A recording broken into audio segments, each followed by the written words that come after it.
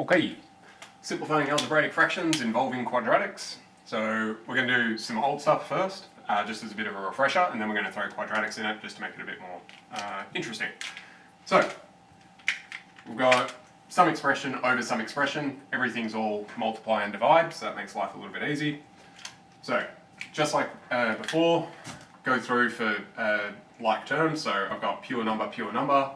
So 3 over 12, I'm just going to get 4 on the bottom. Great. I could put a 1 up here, but that's about to become totally redundant, so I'll leave it out for now. Cool. A squared divided by no a, so that just stays tight as a squared. B cubed over b, okay, so remember when you've got indexes, you're just minusing the bottom one when you're dividing, so 3 minus 1 becomes 2.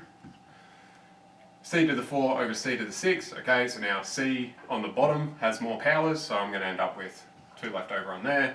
Great, that's it, nothing else is like terms, so I can't simplify any further. We're done. Beautiful, old, boring. So now we've got quadratics in the mix. As a general rule, whenever you see a quadratic, most of the time you're probably going to want to factorize it. But let's assume that we don't know that for a second. We've got this and this. It's like, oh, okay, do we have anything in common? Well, I've got x, but these don't have x's. Well, these both divide by 2, but these have got x's in them. There's no multiples of 2 in there. I can't just cross out anything in common. So I'm going to have to factorize. Okay, top line, 2 things that multiply to 6 and add to 5. Hopefully by now, with all that practice, that's pretty straightforward and easy. And then on the bottom, we've got x plus 2. So I can put brackets around this, because it doesn't change the meaning of anything. And then I go, oh, that's cool. I've got one of these and one of these, so I can kill off both. Bang, bang. That's going down the page. So I've still got x plus 3 there. Great, done. That's as simple as it gets. Okay, next one across. Well, now I've got something divided by a quadratic. Same rules apply. If there's anything in common, get rid of that. There's nothing in common in this one. Okay. Cool, so 9 times out of 10 you're going to want to factorise, so I've got x minus 2 on top.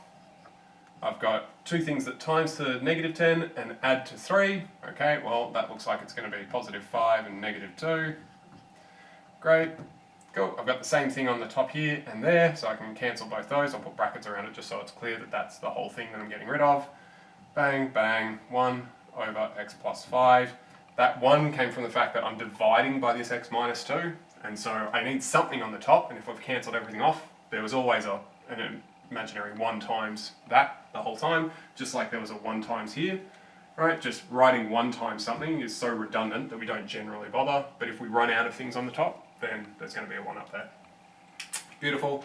This I can't simplify any further because there's nothing left in common other than 1, which doesn't move.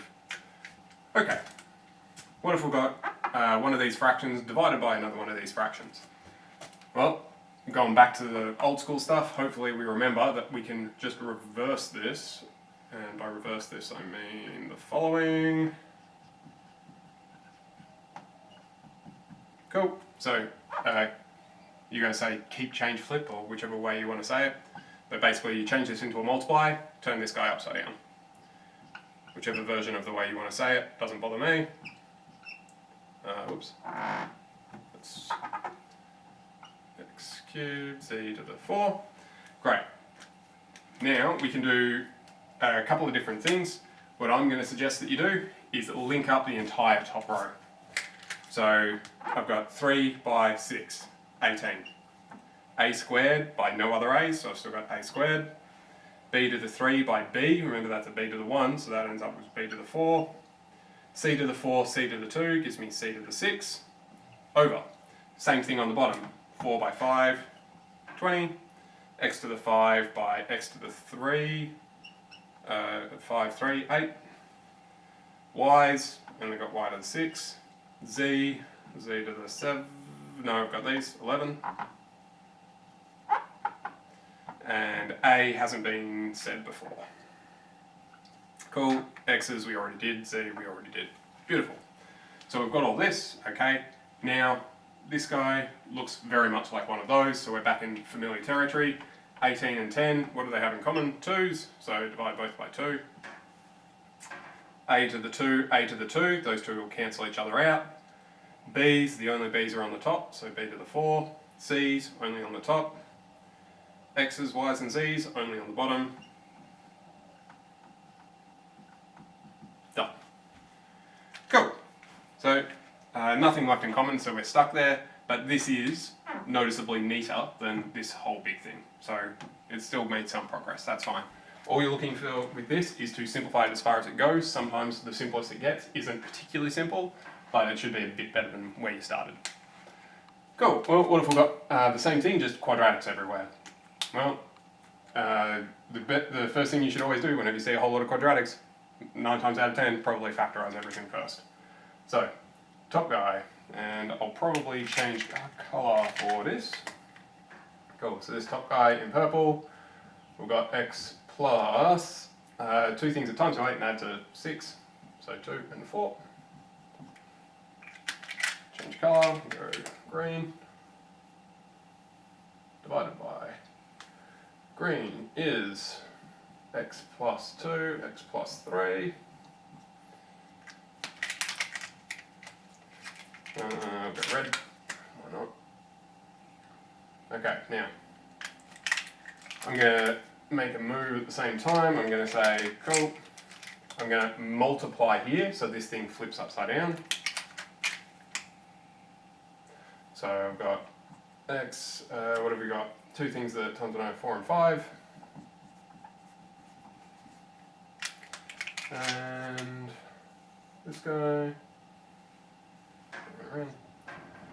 is minus 5 and plus 3. Well, plus 3 and minus 5, doesn't matter which way around to write them. Beautiful. Well, we've got a times in the middle of this, so that just means all my top is multiplying and all my bottom is multiplying. So from there, I can start cancelling things off. So I've got this on top, this on the bottom, great. This on the top, this on the bottom, cancel. This on the bottom, this on the top. These two, however, have a different sign. X minus 5, x plus 5, cannot cancel them, they're different.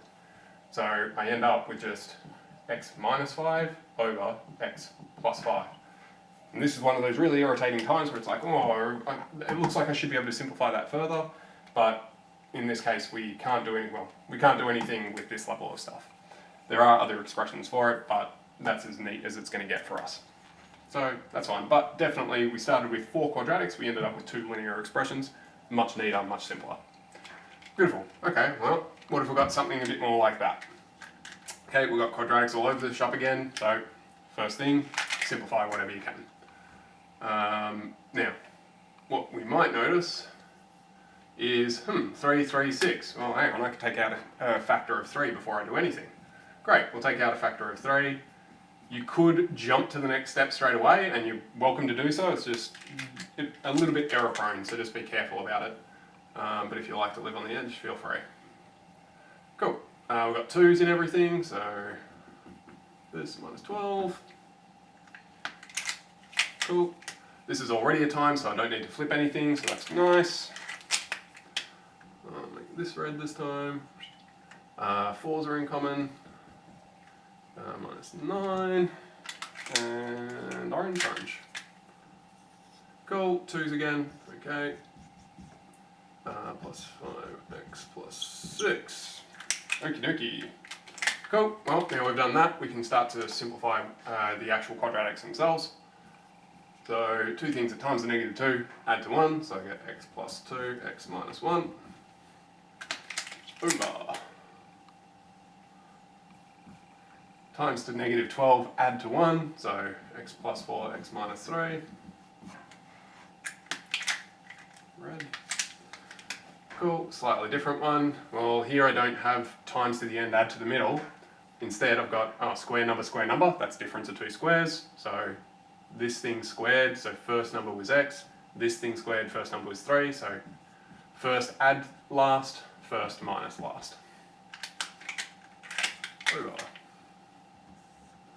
2 lots of, an old one. Beautiful, okay, I should have a times in the middle there. Great, okay, well now we can start to look for things to cancel out. Remember, all of this top line is all multiplying, all of the bottom line is multiplying, so we can crisscross. So this guy and this guy cancel, this guy and this guy cancel, this guy and this guy cancel. I don't have anything with x minus 1, don't have anything with x plus 4. Something else I can do is go, oh, hang on, 4 over 2 by 2. They'll all cancel. Great.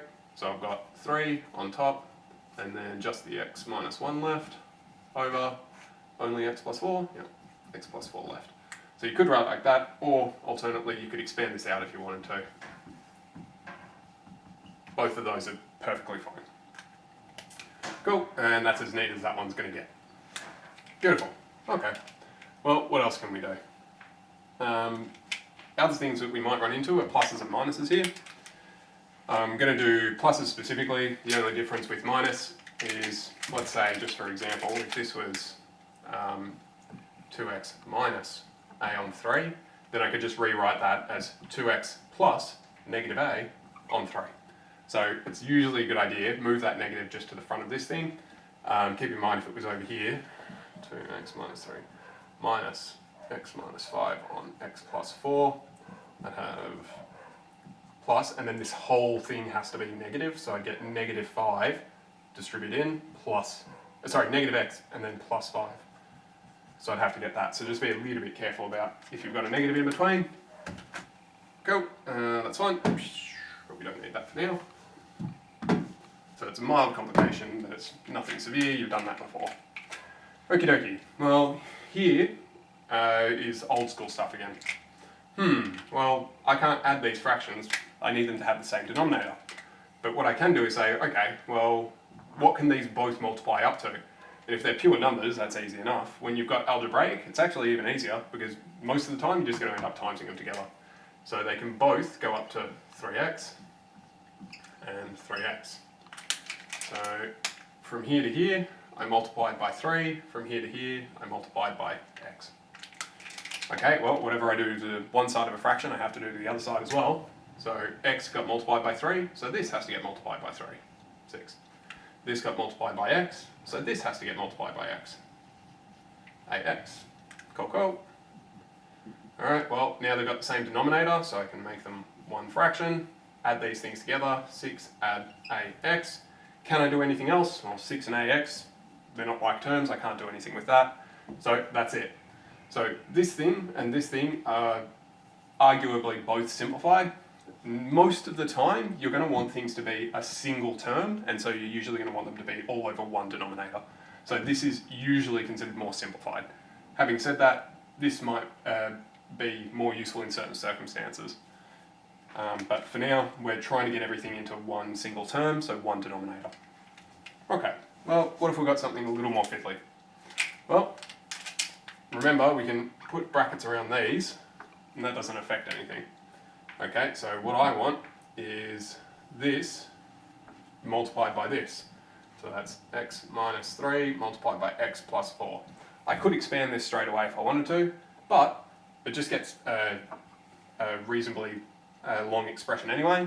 So I'm going to leave this how it is for now and do the same on the other side. X plus 3, x plus 4, that's a plus. Cool. How did I get from here to here? Well, I multiplied by x plus 4. How did I get from there to there? I multiplied by x plus 3. Cool. Bottom, do the same to the top, so I've got two lots of x plus 4. On this side, I've got x minus 5, all of that multiplied by x plus 3. Cool, cool. Okay, everything's got the same denominator, so I can make it one big fraction. X minus 3, x plus 4. Cool, cool. Okay, I've got this plus that. Okay. In fact, I'm going to expand this now. Cool, plus all of this. So these things expanding gives me minus 2x minus 15. Cool. If you need to do that over 2 steps, that's fine. Take as many steps as you need. What matters is you get there in the end. Because if you can do it really quickly but do it wrong, that doesn't help anyone. I'll expand this bottom bit, but you don't necessarily have to. In fact, a lot of the time it'll remain factorized, and that's totally fine. Cool. Simplifying this top bit, we've got an x squared. The x's all cancel, and we get minus something, 7. Cool. We could turn that into difference of 2 squares if we wanted, so you might get that version, or you might get x plus root 7, x minus root 7. What else we got? Oh, this should have been a minus. Uh-oh. Let's fix that up. This should have been a minus. Cool. So we've got to fix up this guy. This becomes minus 8 now. This becomes plus 15. In which case we won't get a difference of 2 squares anymore. So we've got an x squared. 2x minus 8x gives me minus 6x. This and this gives me plus 23. Yep. Cool. So we've got a quadratic over a quadratic. It's possible that this simplifies, but it won't in our particular case, because if we try to factorize it, we're going to try to get two things that times to 23 and add to 6. 23 is a prime number. That's not going to be happening too nicely. Although we could factorize this back to that section, it's not actually going to simplify, because this top bit we can't simplify nicely. So that's that. All of this stems from the basic stuff we were doing before with just partially index law sort of things, but just algebraic fractions in general. So if you're a bit wonky on that sort of stuff, maybe go back to that first and redo if you're having trouble with this. Also, you definitely need to be able to factorize first, so if you haven't done all that factorizing practice first, you've got to do that first. Cool. There is a worksheet for this thing as well as the exercises. That worksheet is definitely a little bit tricky in some places, so it's a very good challenge for those of you that want a good challenge. If you've got any questions or anything, do email me. Other than that, have a good day.